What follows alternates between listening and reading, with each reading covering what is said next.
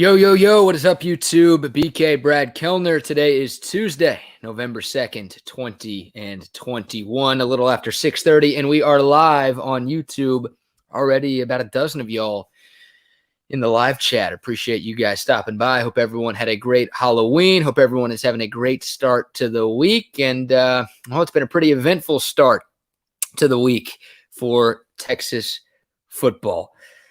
Texas football has felt like a circus at times over the last 12 years, and now we have circus animals actually involved in a Texas football-related story.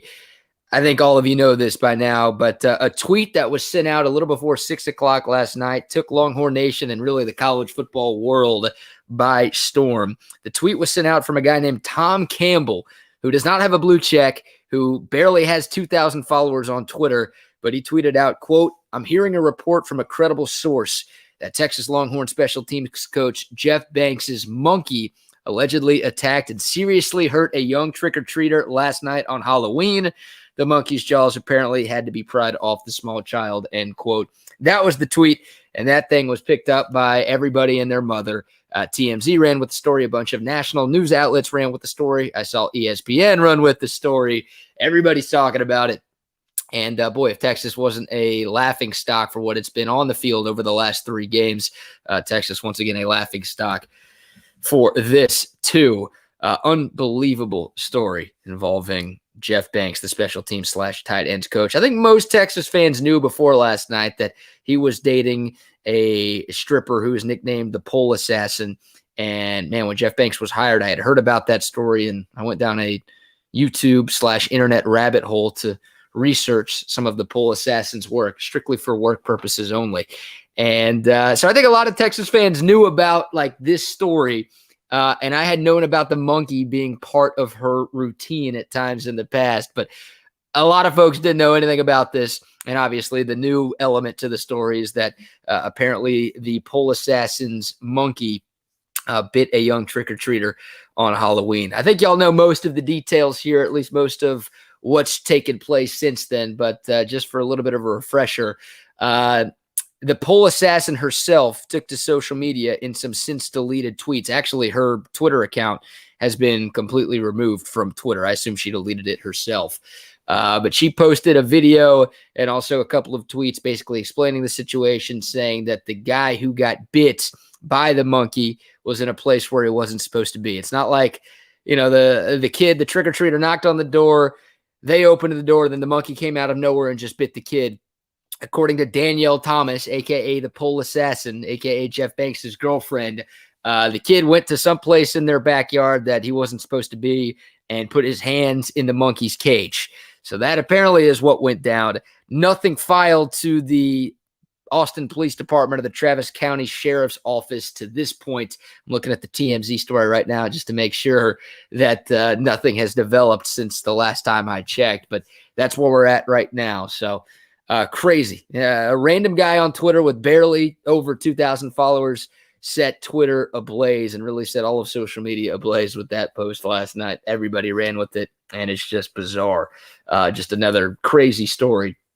Talking Texas football. Never a dull moment covering this football team. Never a dull moment being a fan of this football team. Should we fire Jeff Banks? Nah, there's no fireable offense here at all, right? And that right now, there's not even a crime committed. Like nobody's filed anything to the police department. Nobody did anything wrong here in terms of the situation. You don't fire Jeff Banks for his girlfriend's monkey allegedly attacking a kid. It's not a fireable offense by any stretch. Now, if we find out that Jeff Banks has been training the monkey to bite kids, then maybe that's a fireable offense there. But nothing even close to fireable with what we know about this story right now. It's just pretty bizarre and pretty hilarious that we have to talk about this, as if there isn't enough to talk about on the field with Texas football. But an absolutely crazy, crazy story.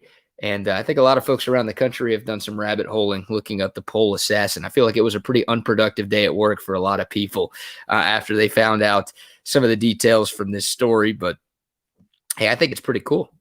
I don't think the monkey biting the kid is pretty cool, but I said it at the time on the air at the Horn in Austin, like Jeff Banks dating a hot stripper, a world-renowned stripper. That means he can recruit. Hopefully that translates to the actual recruiting trail. Hopefully that translates to success on the field. Wasn't expecting this twist to the story, but no fireable offense for Jeff Banks by any stretch of the imagination just yet. If you want to talk about fireable offenses from the special teams coach, the 4th and 11 fake punt that Cameron Dicker tried on Saturday against Baylor, that's a way more fireable offense than this Monkey Gate story. That one was disastrous, and part of that falls on Cameron Dicker, of course, but he shouldn't have even been given the option in that spot to try a fake punt. That was just a disaster, and one of the many things that went wrong for Texas in Waco on Saturday. College football playoff rankings just came out, and they're a joke.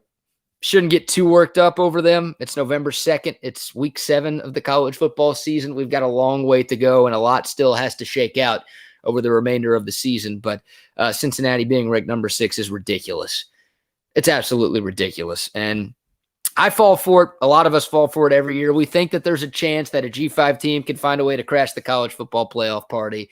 And then stuff like this happens. They just get no love or respect from the college football playoff committee, which is a joke. Cincinnati has arguably the most impressive win of any top 10 team in the country this year with their win at Notre Dame. Notre Dame was ranked in the top 10 at the time, and they're still ranked. Like, that's still a really good one-loss Notre Dame team. Cincinnati went into South Bend and beat them. That's more impressive than any win Alabama has. It's more impressive than any win Ohio State has. That's more impressive than a lot of teams, a lot of wins that a lot of teams have in the top 10, and yet Cincinnati is ranked number 6. They get absolutely no love. So they're on the outside looking in right now, and they're going to need some help. Even if they were ranked in the top 3 or 4 in tonight's rankings, they're going to need some teams ahead of them to lose, because we know, we've seen it in the past, one loss, Power 5, conference champion is always going to get in over undefeated G5 conference champion. That's just the way it is. Whether you like it or not, that's the way it is. That's why I've been advocating for CFP expansion for a long time. It's one of the reasons why I've been advocating for CFP expansion for a long time. You shouldn't be able to win every single game on your schedule and not have a chance to compete for a national championship. It's ridiculous. Cincinnati has 0 losses. That win at Notre Dame was impressive. They beat an Indiana team before they were completely decimated by injury, and they're not in the top 4. Meanwhile, Alabama is in the top 4. They've lost, and they've beaten nobody. Like, Ole Miss is the most impressive win, and Ole Miss already has a couple of losses this season, and they're not that good. Alabama's getting love for what they've done in the past, not what they've done right now. And that's not how this thing is supposed to work. Also, Oklahoma being number 8, that feels low. That feels low. I know they escaped Tulane in week 1. I know they escaped Kansas a couple of weeks ago, but I don't think they should be ahead of one-loss Michigan either. So shouldn't get too worked over it. I'm saying that after I'm kind of getting worked up over it. Long way to go. A lot of games left to be played, but not a fan of the CFP rankings. And my theory, my sort of conspiracy theory has been, I think the committee wants to get people talking about the committee. They want to get people talking about college football early when they release these rankings, so they just put a bunch of BS out there, like whatever's going to create controversy. They go Skip Bayless, Stephen A. Smith with this thing and just put up a bunch of BS, and I think they know what they're doing. I think they're trying to get people talking about the sport. So tip of the cap if that's the goal, CFP committee, because it's working. You got me doing it, and you've got a lot of people on social media all over the world talking about these CFP rankings. How about Wake Forest, number 9? Wake Forest is 8-0. I don't think I've watched a second of Wake Forest football this year. I owe the Demon Deacon some love. What's up, D-Fry?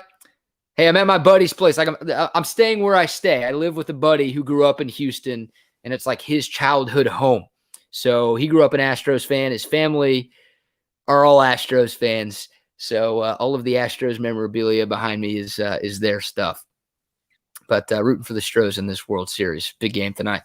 I'll probably stop right around first pitch, which is coming up a little after the top of the hour. Game 6, Stros and Braves at Minute Maid Park. Astros trying to force a Game 7 tomorrow night. Braves looking for their first World Series title since 1995. That's dominated the conversation. We barely got to talk about the pool assassin today on the radio in Houston because the Astros are playing in Game 6 of the World Series. Unfortunately, D-Fry, the Rangers are nowhere close to that. It kills me.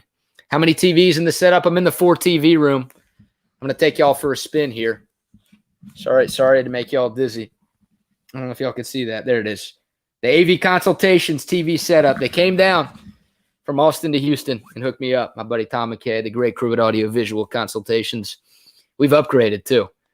We had 4 TVs at the old place, but they were 4 49-inch TVs. We've got 4 65s in the room at the new place. It's freaking incredible, man. Audio-visual consultations, 512-255-8678. Give them a call if you want something like this.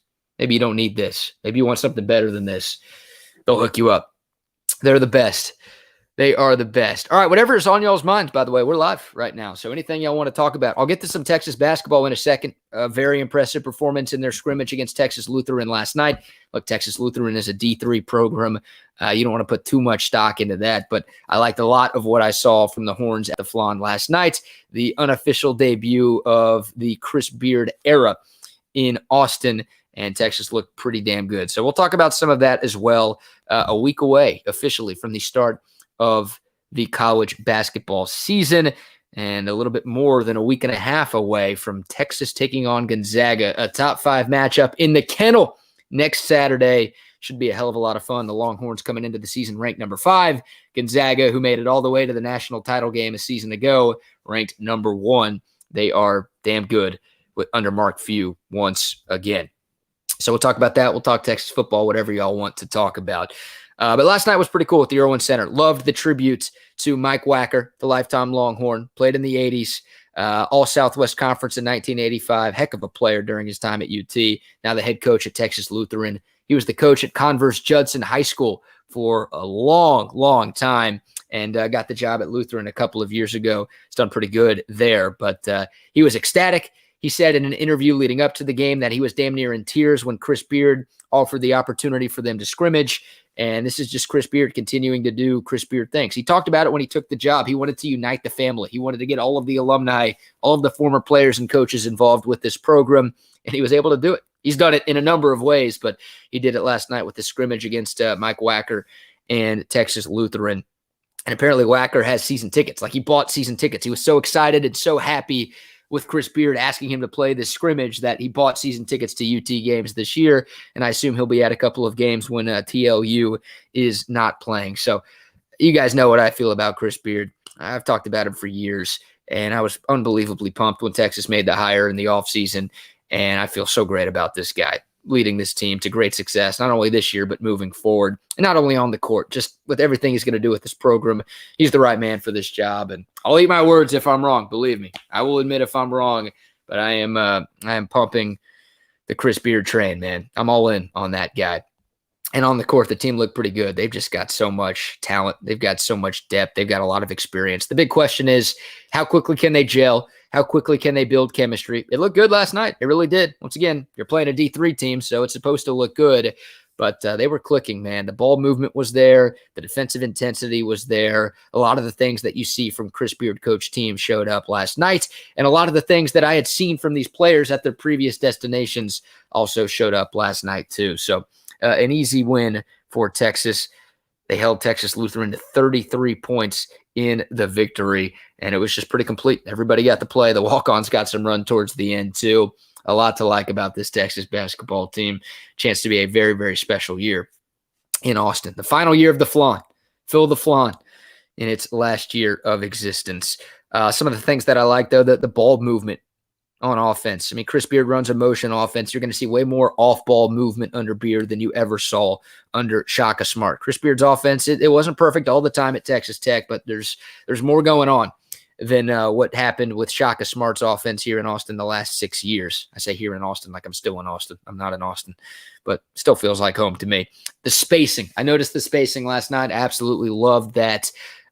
Just not guys conglomerating in certain areas. Another thing we'd see under Shaka Smart, just too many guys, too much traffic, too many guys standing in the same spot, not enough off-ball movement, not enough spacing, not a lot of hero ball last night. We saw a lot of hero ball during Shaka Smart's run in Austin, but I don't think we're going to see as much of that moving forward. So the spacing was there. The ball movement was there.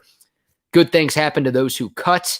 That's the expression I like to use talking basketball. A lot of off-ball movement, a lot of cutting, which created a lot of easy buckets as well on the offensive end of the floor for Texas. So good stuff. Once again, a complete performance from Texas in that scrimmage against Texas Lutheran. Trey Mitchell, I think we're really going to like him, the UMass transfer.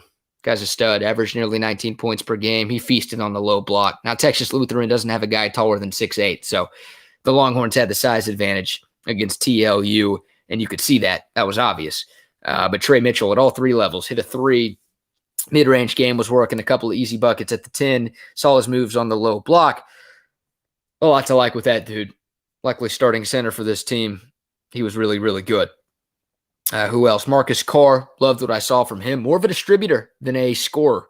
He had to do everything at Minnesota under Richard Pitino. Like, they just didn't have a lot of talent around him. So he took a lot of shots and ended up taking a lot of bad shots, especially late in games and clutch situations, because there just wasn't a lot with him.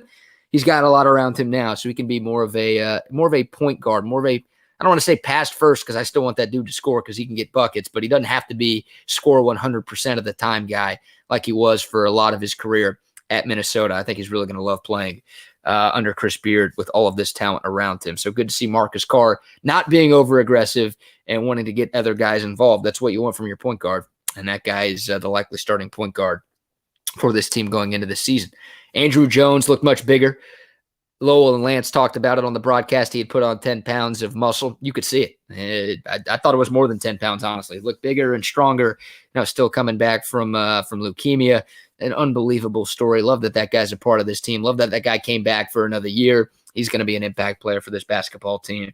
And yeah, hopefully that extra muscle that he's got is going to help his durability and help him get to the 10 and fight through contact more this season than what we saw last season. He was really good last season, especially considering the circumstances. I think he's got a chance to be even better here in 2021, 2022. Yeah, the defensive intensity was great. What's up, CB? Defensive intensity was great the whole game. No doubt about that. You saw a lot of the things that you saw from Chris Beard teams in Lubbock show up last night. Ball pressure was there. 12 first-half turnovers forced by the Longhorns. They turned those into 16 points. I think for the game, they had 37 points off of TLU turnovers. They had Texas Lutheran. They held them to 25% shooting. And the assist-to-turnover ratio for Texas, 21-4. Pretty damn good. D3 team. Don't put too much stock into it, but pretty damn good. Like, there wasn't a lot of bad. There wasn't a lot of ugly from Texas basketball last night. If you want to criticize something that happened, the Andrew Jones technical when he slapped the backboard after the two-handed dunk that he had. It's ridiculous. That's a tech to me, especially in a scrimmage, but those are the rules, I guess. So Andrew Jones knows better. I don't think we're going to have to worry about that in a regular season game. Yeah, the stash is coming in, CB. It's Movember. We're rocking the Movember trend once again, this time in Houston. ESPN975.com to donate if you want to donate to our station Movember team down here. All of the money goes to the Movember movement, which raises money to fight men's health issues, prostate cancer, testicular cancer, mental health, suicide prevention. Great cause, great movement. So if you'd be so kind, ESPN975.com to donate to our team, or just donate to Movember in general if you are able and willing.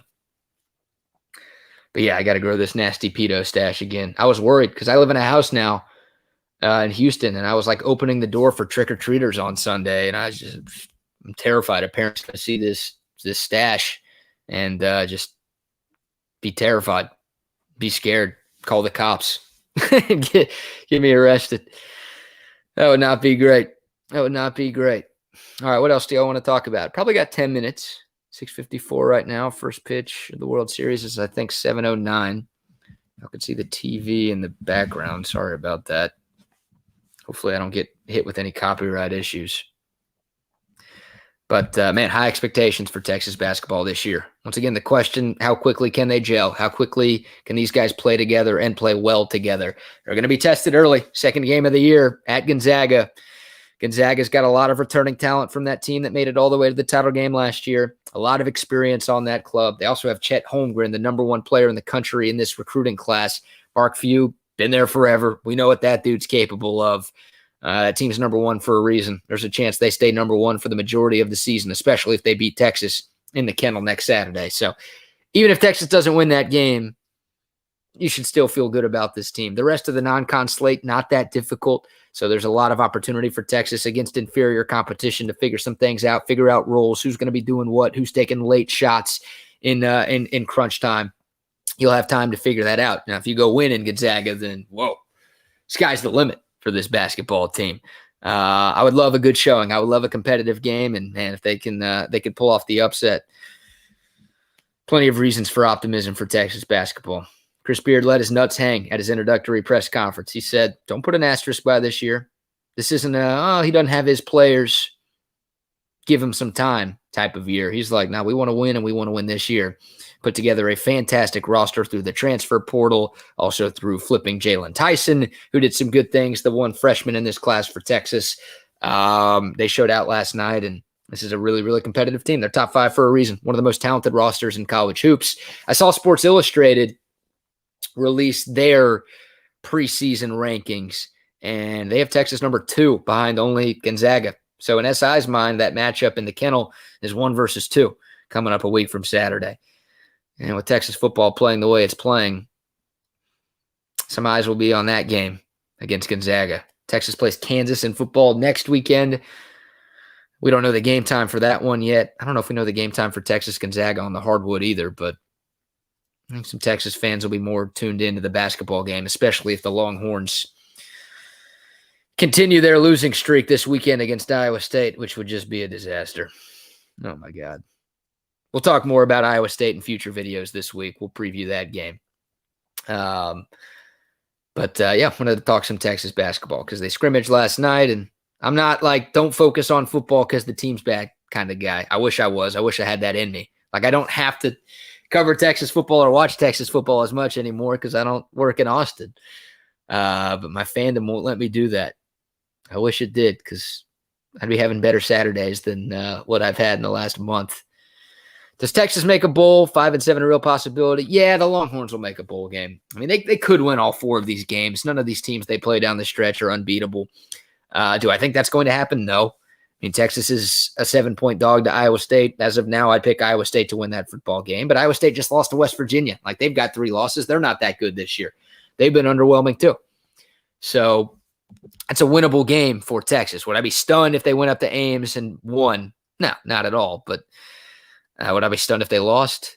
No, you can't be. I would be stunned if they lose to Kansas. I know Kansas nearly beat Oklahoma a couple of weeks ago. Kansas is really bad, guys. Really, really bad. That game's in Austin. They're not going to lose to KU. But could they lose to West Virginia and Morgantown? Sure. Could they lose to Kansas State on Black Friday in Austin? Sure. I think they'll win at least 2, though. I think they'll make it to a bowl game this season. But yeah, after the 4-1 start, after beginning 2-0 in conference play, never would have imagined that we'd have this conversation again. But here we are having this conversation again, whether or not Texas will qualify for a bowl game this season. What else? Kyle, what's up, Kyle? Do you think this Texas basketball team will do it? No other Texas basketball team. Yeah, I do think there will be some big crowds at the Irwin Center. Chris Beard has made that a point of emphasis from day one. He wants the students to show up. He wants the alumni to show up. He wants every Texas basketball fan to show up. And I think the product on the court is going to be good enough to where you want to show up. Last year at the Flan, man, a lot of history in that building. Show your respects. I know the Moody Center is going to be packed starting year 1. Hopefully the Flan is too. I think it will be. I don't know about Houston Baptist game 1, but over time, I think that place will fill up. Look what Chris Beard did in Lubbock too. I mean, Texas Tech basketball had no success, no fans before he got there, and that has become one of the most raucous home court atmospheres in all of college basketball. And that's going to continue too. But that's all because of Chris Beard and the job he did, not only turning Tech into a winner, but like making it a focal point to make the fans and the students feel like part of the program. The fireside chats, the public outings, everything that he did, the giveaways. I mean, that guy, he's legit, man. He's legit. And there's no reason to think that he can't do it in Austin if he was able to do it in Lubbock. More resources, more going for him. And he's at UT in Austin and not Texas Tech in Lubbock. So, yeah, I do think, Kyle, there will be some fans at the Irwin Center this season. Needs to be. What's up, Steven? I showed the TV setup earlier, man. I'll do it one more time, though, since I appreciate you joining. There it is, the 4 TVs, 65 inches, getting set for the World Series. We've got college football on tonight, too. I think we've got Tuesday night action for maybe the first time all year. Love that. Literally got home from work. We had a short show today. I'm normally on till 7, but because we carry the ESPN radio broadcast of the World Series. The pregame show started at 6, so I was done a little early. So literally got home, turned on the TVs, and didn't really pick the channels. Just happened to have some good stuff on. Got a few more minutes, though, guys. So any other questions, any other comments you have, let me know. Appreciate y'all stopping by. Please like this video if you haven't yet. Subscribe to this channel if you haven't yet. Tap the notification bell right next to subscribe so you're always informed whenever I go live or release new content. Do I have a special amount for the 4 TVs? Yeah. AV Consultations. They're the guys. They do all the work. They show up and they do everything.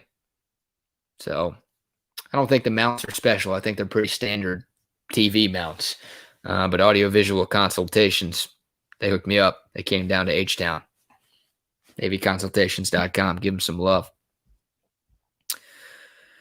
Last time Texas played Kansas in football, Texas needed a field goal to win. Yeah, that game was in Austin too. They needed a Dicker the kicker game winner at the buzzer. What was that, like 51-48 or 49-48, something like that? That game was nuts. I remember the LHN broadcast crew raving about Kansas quarterback Carter Stanley like he was a Heisman candidate. That was not very good.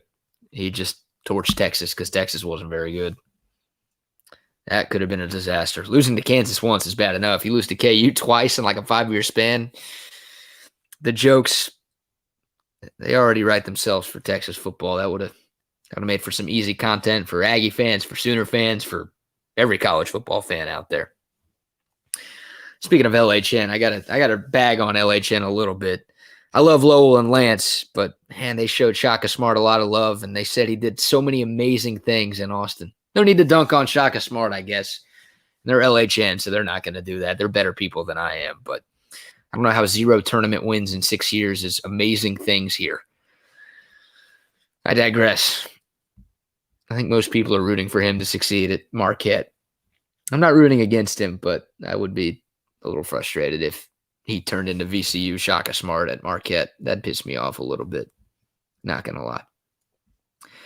All right, guys, coming up on half an hour here. I think I'm going to wrap up.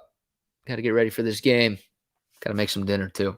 Appreciate the love, though. Thank you guys for stopping by and supporting this channel. And more recorded videos. I might do another live later this week, but definitely another recorded video or two talking Texas football, previewing this weekend's matchup against Iowa State. The Want to Know podcast coming later this week, too, with myself and Joe Cook of Inside Texas, so definitely be on the lookout for that. And if you want to catch me on the radio still, if you miss me on the horn, thank you. But ESPN975.com is the website. The show is called The Wheelhouse, and you can hear it every weekday afternoon from 3 until 7 p.m. Those are all my shameless plugs.